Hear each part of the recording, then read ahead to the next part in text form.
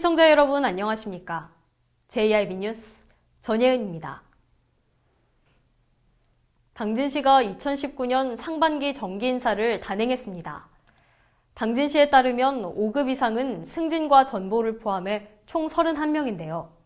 건설도시국장은 현명기 충남도 자연재난 대응팀장이 보직을 맡게 됐습니다. 정미경 기자의 보도입니다. 당진시가 2019년 상반기 정기 인사를 단행했습니다. 당진시에 따르면 5급 이상은 승진과 전보를 포함해 총 31명으로 건설도시국장은 현명기 충남도 자연재난 대응팀장이 1월 7일 전입해 보직을 맡게 됐습니다. 또한 박종희 시립도서관장이 자치행정국장으로 당진시에서 두 번째 여성서기관이 됐고, 지역경제과 이영한 일자리지원팀장은 감사 법무담당관으로 승진했습니다. 6급 이하는 449명이며 이들 모두 16일 인사발령 후 업무를 수행할 예정입니다. 한편 지난 민선 7기 출범과 함께 단행된 인사에 이어 이번 정기 인사 역시 공직사회를 술렁이게 만들었습니다. 지난 1년 동안 농업기술센터 소장으로 재직한 Y씨를 과장으로 강등 배치하고 다른 Y과장을 소장에 승진시켜 공조직의 질서와 사기를 저하시키고 있다는 게 대다수의 반응입니다. 또한 정책 담당관실을 폐지한다고 발표했으나 지속가능 발전 담당관으로 명칭만 바꿨고 임기제 직원들을 해임해야 함에도 유지하는 등 비판이 일고 있습니다. 공직사회에서는 현재 인사권 남용이 아니냐는 이야기가 나오고 있는 가운데 잦은 보직 이동이 시민들을 위한 올바른 방향인지 생각해봐야 한다는 목소리가 커지고 있습니다. JIB 뉴스 정미경입니다. 주요 철새 도래지 중 하나인 삽교호 때문에 겨울철 고병원 AI 바이러스에 노출될 가능성이 큰데요. 이에 당진시가 삽교호 인근 자전거 도로를 1월 15일부터 3월 15일까지 2달간 폐쇄한다고 밝혔습니다. 김미래 기자의 보도입니다. 당진시는 겨울철 고병원성 AI 예방을 위해 우리나라 남부 지역에 머무르는 겨울 철새들이 북상하는 시기에 맞춰 철새 도래지인 삽교호 인근 자전거 도로를 폐쇄한다고 밝혔습니다. 폐쇄 구간은 신평면 운정리부터 우광면 신촌리까지 약 6km 구간의 삽교호 자전거길이며 폐쇄 기간은 1월 15일부터 3월 15일까지입니다. 시는 폐쇄 구간 입구에 콘크리트 구조물을 설치해 차량과 자전거 출입을 통제할 계획입니다. 한편 당진시는 현재 구제역과 AI 특별 방역 대책 상황실을 운영 중에 있으며 신평면에 거점 소독초소 1개소도 운영하는 등 겨울철 가축질병 예방에 행정력을 집중하고 있다고 밝혔습니다. 특히 지역 내 산란계 농장에 대한 AI 검사를 강화하고 가금 농가에 대한 불시 점검을 통해 소독시설 설치 여부를 중점 확인하고 있으며 삽교호와 성문 방조제 등 겨울철새 도래지 주변에 대한 집중 방역도 추진 중이라고 전했습니다. 시 관계자는 삽교호 자전거길을 임시 폐쇄하는 것은 AI 예방을 위한 특단의 조치라며 시민 여러분께서는 철새 도래지 출입을 삼가주시길 바란다고 당부했습니다. JIB 뉴스 김미래입니다. 오늘 아침 출근길에 뿌옇게 물든 하늘 보셨을 겁니다. 앞이 보이지 않을 만큼 탁한 공기에 안개인가 싶으셨을 텐데요. 안개가 아니라 미세먼지였다고 합니다. 지난 10일부터 충남도의 초미세먼지 농도가 매우 나쁨 수준을 넘어섰는데요. 이에 고농도 미세먼지 비상저감 조치가 발령됐습니다. 미세먼지가 또다시 기승을 부리고 있습니다. 전국의 미세먼지 농도가 급상승하면서 미세먼지 비상저감 조치가 발령된 가운데 충남도 역시 충남 전역에 고농도 미세먼지 비상저감 조치를 발령하고 관련 조치를 시행합니다. 도는 비상저감 조치 발령에 따라 일종 대기배출 사업장 117곳 등의 운영 조정을 권고하고 도로 청소 확대 등 긴급하게 미세먼지를 줄이는 조치를 취했습니다. 13일에는 당진, 태안, 보령, 석탄 화력 발전 11기에 대해 발전 출력을 80% 수준으로 낮추는 화력발전 상한 제약을 실시하고 14일에도 추가로 당진, 태안, 석탄 화력발전 6기에 대한 상한 제약을 실시했습니다. 한편 충남도 내 미세먼지 비상저감 조치는 지난해 5월부터 총 7회 발령됐으며 이번 미세먼지 비상저감 조치는 미세먼지 경보 해제 시까지 계속해서 시행될 계획입니다. JRB 뉴스 전예은입니다. 당진시 학교급식센터의 시 직영 전환이 구체화되면서 논란이 수그러들지 않고 있습니다. 기존 조공법인이 운영하던 것을 당진시가 직영 운영하겠다고 밝힌 것인데요. 무슨 상황인지 김미래 기자가 정리했습니다. 당진시가 이르면 올해 3월부터 학교급식지원센터를 시에서 직접 운영한다고 밝혔습니다. 2011년 3월 충남도 내 처음으로 문을 연 당진시 학교급식지원센터는 그동안 당진시 농협 해나루 조합 공동사원법인이 수탁해 운영해왔습니다. 그러나 몇 년 전부터 학교와 학부모 단체, 시민사회단체로부터 식재료 가격을 다른 시군에 비해 비싸게 설정하며 급식재료 납품 단가를 높게 잡아 공공성을 저해한다는 지적이 제기됐습니다. 또한 당진시와 조공법인이 체결한 계약서 내용에는 경영과 관련한 자료에 대한 감사권이나 자료 제출 요구에 대한 권한이 빠져 있어 조공법인의 독단적인 운영을 막을 수 없다는 지적도 제기됐습니다. 이에 당진시 학교급식지원센터에 지난해 12월 당진시와 충남도의 감사와 경영진단이 진행됐습니다. 결과는 2018년부터 행정주동형 부분위탁으로 전환하고 2023년부터 행정직영형 공익법인 설립 및 운영이라는 개선 방안이 나왔습니다.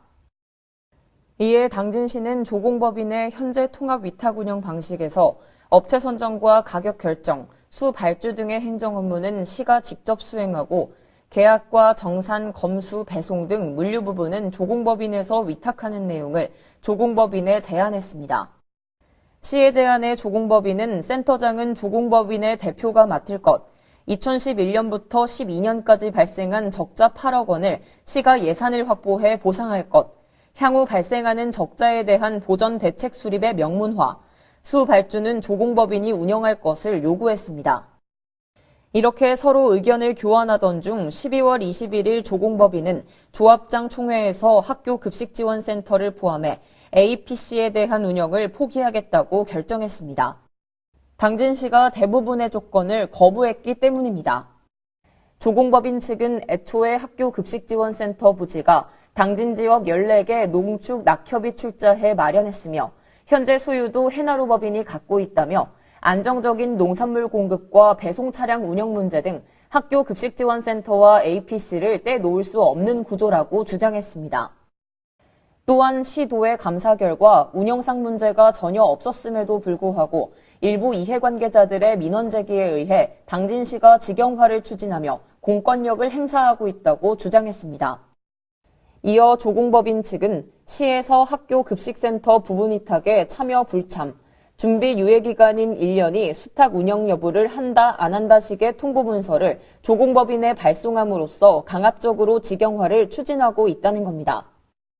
하지만 당진시는 조공법인의 결정에 당장 학생들의 급식에 지장을 줄 수 없다며 이르면 2019년 3월부터 학교급식지원센터를 직영으로 운영키로 결정했습니다. JIB 뉴스 김미래입니다. 얼마 전 당진 부곡공단 내 집안 침하가 일어나고 있다는 소식 전해드렸었죠. 이 사태에 대해 당진시가 법령에 따르면 책임기관은 당진시가 아니라고 말했습니다. 국가는 국민의 안전을 보호해야 할 의무가 있듯 시도 시민의 안전을 보호해야 할 의무가 있는데요. 이쯤 되니 당진시가 누굴 위해 존재하는지 의문이 듭니다. 당진 시민의 안전은 어디서 보장받을 수 있는 걸까요? 정미경 기자의 보도입니다. 지자체에서 여기 우리 당진시에서 사고 나면 누가 죽어요? 당진 시민이 죽잖아. 그럼 당진시에서 당연히 그런 안전조치를 해야지. 왜? 그런 위험 요소가 이미 지금 발견이 됐잖아요. 발견이 됐는데도 안 한다는 거는 이거는 너무나 이거는 있을 수도 없는 일이에요. 당진 부곡공단에서 땅이 꺼지고 외벽에 금이 가는 등 시민의 안전을 위협하는 위험 징후가 나타났습니다. 외관상으로도 건물에 나타난 이상 징후를 확인할 수 있었습니다. 입구 계단이 주저앉고 건물과 화단 사이에도 빈 공간이 생겼습니다. 지금 이런 상황인데 공사를 계속 하겠다는 거는 당진 시민 목숨을 담보로 해서 지금 공사를 하는 거란 말이에요. 이건 절대 용납해서는 안 되는 거죠. 그죠? 이것도 소규모의 싱크홀이 발생이 된 거예요. 이게 이렇게 내려갔잖아요, 지금. 육안으로 봐도 땅이 주저앉고 있었습니다. 아하임텍 안동건 대표는 부곡공단 내 집안침하 원인을 한국전력공사의 전력구 공사로 보고 당진시에 긴급민원 신청서를 발송했습니다. 이에 당진시는 한국전력공사 중부건설처에 안전계획서를 제출하라는 공문을 보냈고 한전 측은 정기적으로 안전검사를 실시하겠다는 답변을 보냈습니다. 한편 한국전력 중부건설처는 이 사태를 어떻게 바라보고 있을까요?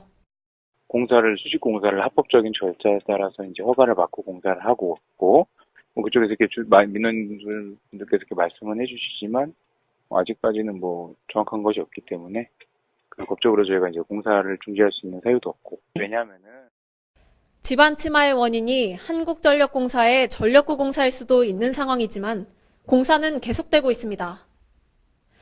그렇다면 당진 시민의 안전이 위협받는 상황에서 시민을 보호해야 할 의무와 책임이 있는 당진시는 어떤 대응책을 마련 중일까요? 그런 얘기를 했어요. 당진시가 그거에 대해서 권리 행사를 할 수 있는 것은 사업에 대해서 권리 행사할 수 있는 것은 아무것도 없이요. 법령에. 네. 예.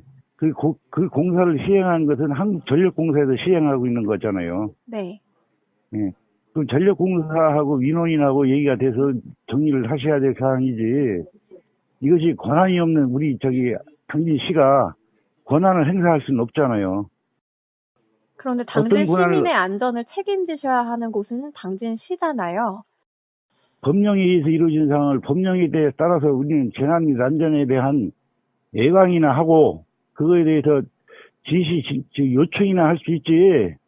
그거에 대해서 이렇게 실시하거나 예산을 수반해서 무엇을 공사를 해주거나 무슨 보상을 해줘야 되는 그런 법이 없잖아요. 그 책임관리기관이 가스공사하고 전력공사고요. 만약에 그런 문제로 인해서 사고가 나거나 저거거나 폭파가 되거나 저거 했을 경우에는 당연히 그 책임도 관리 주체인 그 재난관리 책임기관에서 정리를 해야 될 사항이에요. 책임은 관리 주체인 재난관리 책임기관이 져야 한다는 당진시. 그러나 대한민국 헌법 제2조에 따르면 국가는 우리 국민을 보호해야 할 의무를 진다고 규정하고 있습니다. 당진시는 누굴 위해 존재하는 걸까요? 우리 국민을 슬픔으로 몰아넣었던 세월호 사건과 최근 일어난 강릉 펜션 사고. 대부분의 사고는 모두 막을 수 있었던 참사였던 것을 명심하며 당진시가 소 잃고 외양간 고치는 일은 없어야 할 것입니다. JIB 뉴스 정미경입니다. 당진시의 세금 사용 내역이 공개됐습니다. 내가 낸 세금 과연 어디에 얼마나 쓰이고 있었을까요? 그 가운데 당진시 공무원의 해외 출장 비용에 이목이 집중되고 있는데요. 제1방송이 분석했습니다. 당진시의 세금 사용 내역이 공개됐습니다. 그 가운데 공무원의 해외 출장 사용 내역이 많은 관심을 받고 있습니다. 2016년부터 2018년까지의 재정 공시 자료를 비교해봤습니다. 2016년에 사용된 해외 출장 여비는 총 2억 5,900만 원, 2017년에 사용된 여비는 총 4억 480만 원, 그리고 2018년에는 4억 6,300만 원으로 점점 증가한 것을 알 수 있었습니다. 해외 출장 여비는 공무 집행을 위한 국외 업무 여비와 연수, 교육, 견학 등의 목적으로 사용되는 국제화 여비로 나뉩니다. 자세한 내용을 들여다보면 2018년에 국외 업무 여비는 1억 7,310만 원, 국제화 여비는 2억 9천만 원이었습니다. 당진시의 해외 출장자 수는 평균 160명으로 공무원의 약 29%가 해외 출장을 다녀왔습니다. 충남도의 전체 기초단체 해외 출장자 비율은 평균 20%입니다. 당진은 전국 243곳의 지자체 중 22위, 충남도 내에서는 2위를 기록했습니다. 이 가운데 2019년도 예산안이 공개됐습니다. 2019년도 해외 출장 여비 예산은 2018년과 비슷한 4억 3,160만 원입니다. 그러나 지난 2018년 12월에 열린 행정감사에서는 해외 출장 후 출장 보고서가 제대로 작성되지 않고 있다는 비판의 목소리가 나왔습니다. 해외 출장 보고서는 인터넷 공개 의무가 있지만 제대로 집행되지 않고 있는 것입니다. 또한 당진시가 공개한 국외여비 집행 현황 역시 2016년도 자료에 그쳐 있어 우리가 낸 세금이 어떻게 사용되고 있는지 궁금해하는 당진 시민의 알 권리가 충분히 보장되지 않고 있는 것으로 보입니다. JIB 뉴스 전예은입니다. 지난 10일부터 12일 3일간 자유한국당 조직위원장 선발 공개 오디션이 열렸는데요. 유튜브를 통해 생중계된 이번 오디션에서 당진 당협을 새롭게 이끌 조직위원장에 정용선 전 충남경찰청장이 선출됐습니다. 정용선 전 청장은 79표를 받으며 59표의 김동완 의원을 상대로 승기를 거머쥐었습니다. 자유한국당 당진 당협을 새롭게 이끌 조직위원장에 정용선 전 충남경찰청장이 선출됐습니다. 정용선 전 청장은 12일 자유한국당 선출 공개 오디션에서 19대 국회의원을 지낸 김동완 전 의원을 79대 59로 꺾고 승리를 거머쥐었습니다. 이번 선출은 3일간 자유한국당 홈페이지와 유튜브를 통해 TV 오디션 프로그램 형식으로 생중계됐으며 전국 시도별 당원으로 구성된 평가단 150명이 3일 동안 직접 조직위원장 선정에 참여했습니다. 새롭게 당선된 정용선 조직위원장은 당진에서 자유한국당이 이번 총선뿐 아니라 모든 선거에서 반드시 승리할 수 있도록 통합을 이뤄내겠다며 앞으로 국민과 시민들로부터 사랑받는 정치인이 되도록 노력하겠다고 밝혔습니다. 정용선 조직위원장은 대전지방경찰청장과 충남경찰청장 등을 지내고 세안대학교 경찰소방대학 학장을 역임한 바 있습니다. JIB 뉴스 전예은입니다. 수백 킬로미터 밖 상황을 실시간으로 살펴보고 즉각적으로 대응책을 모색해 추진하는 영화에서나 볼 법한 모습이 실제로 펼쳐집니다. 충남도는 재난 상황 발생 시 드론을 투입해 현장 상황을 실시간으로 보고 쌍방향 의사소통이 가능케 하는 시스템을 마련했는데요. 정미경 기자의 보도입니다. 충남도가 드론 영상 실시간 중계 시연회를 개최했습니다.